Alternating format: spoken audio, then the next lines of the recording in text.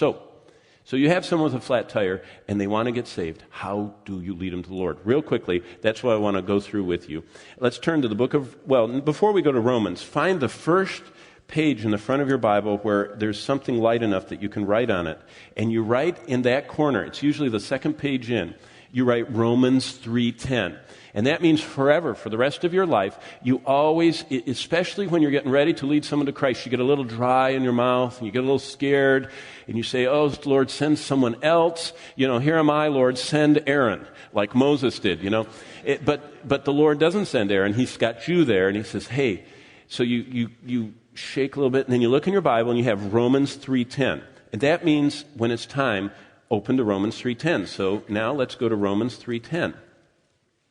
And now some people don't like to mark in your Bible, so you can write this on a piece of paper if you don't like to write in your Bible. But I actually write in my Bible because if you find someone whose Bible is falling apart, they probably aren't, okay? Their life is probably together because they're wearing out their Bible. So wear it out and mark it up. In fact, in seminary, they used to tell me that if you don't like the hymn books in the church you pastor, put pencils in the pews.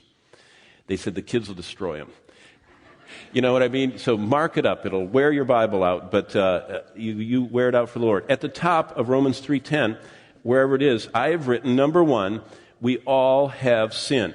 Now what you do if you're talking to someone, you open to Romans 3:10 and you state that to them, but so far we all have sinned. I just have those 4 words. I have number 1, we all have sinned. Somewhere near Romans 3:10, drew a little circle around 10, so I know that's where I'm going. But I haven't given them the Word of God yet. And did you know a lot of people are great talkers, and they talk and talk and talk and talk, and they say all the right things and say, we've all sinned, and Jesus is the answer, and you need Him. And what have you left out? The living and abiding Word of God that is quick and powerful and sharper than any two-edged sword. You actually have to use the Bible.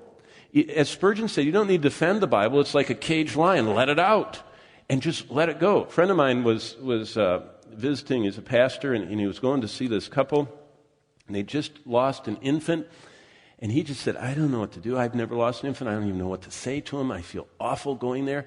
And he just gave himself 50 excuses for not going, so finally he just found a psalm, and he went in anyway and went to visit them at their home, knocked on the door, and they were weeping, and he started crying, and he said, I don't know what to say, so I'm not going to say anything, and he just read those verses, and he left. A few months later, they wrote him, and they said, we had all kinds of people come, and they did everything to us, but they said, you know what, we don't remember anything except those verses you read from the Bible.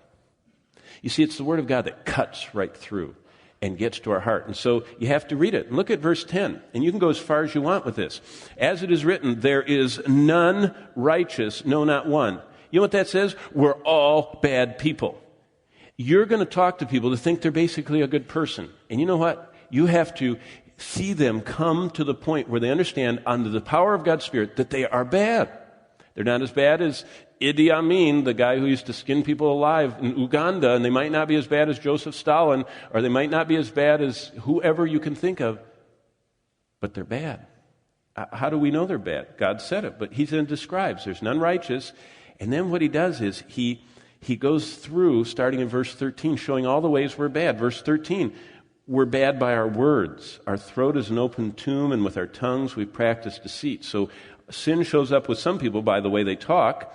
Look at verse 15. By our deeds, our feet are swift to shed blood. We do bad things. Verse 16, we have bad habits. Destruction and misery are in their ways. There's some people that are very destructive. They have these sinful habits. Verse 17, sometimes we're sinful by neglect. It says, and the way of peace they haven't known. They've neglected even knowing that. And some people just are greatly sinful by irreverence. They have no fear of God before their eyes. And so what Paul does is he gives you many different avenues by quoting. By the way, when Paul gives the gospel, if you notice there, he's quoting from the Psalms, from Ecclesiastes. He gives the gospel from the Old Testament because it's the Word of God and it can cut to the heart. So right up in your still, if you're marking your Bible, number 1, you wrote, we all have sinned, but you need to have a little knowing what to do next. And so I have a little arrow, and it says verse 23, what you're trying to get to. So right next to we all have sinned, I put a little tiny arrow, and I wrote V, verse 23. What you want to get to is verse 23. So 3:10, we all have sinned, And so verse 23 says, for all have sinned and fall short of the glory of God. And so I look up at people and I say, so we all are sinners. And recently I had someone I was talking to, and I looked right in their eye and I said, and I'm the worst sinner I know of in the whole world. And they stepped back. But you know what? You don't isolate yourself from this. You say, I'm a sinner. I'm painfully aware of my sin. I'm so aware of it that I was convicted of my sin. See, if you have to talk them into this and keep twisting their arm, they probably, they're just humoring you. But what you'll see is if you're leading someone to Christ, they're listening to you, they're leaning forward sometimes. Sometimes they even want to actually, could I see that? And so I let them read the verse. Now there's a big thing. You get them actually reading the scriptures. For some of these people, they've never, it's hard for them. In fact, I've had people when I'm leading the Lord, they go, what is all that writing? I say, well, that's just so I remember stuff. They go, whoa, I didn't know you could write in the Bible. I said, probably you can't, but I do.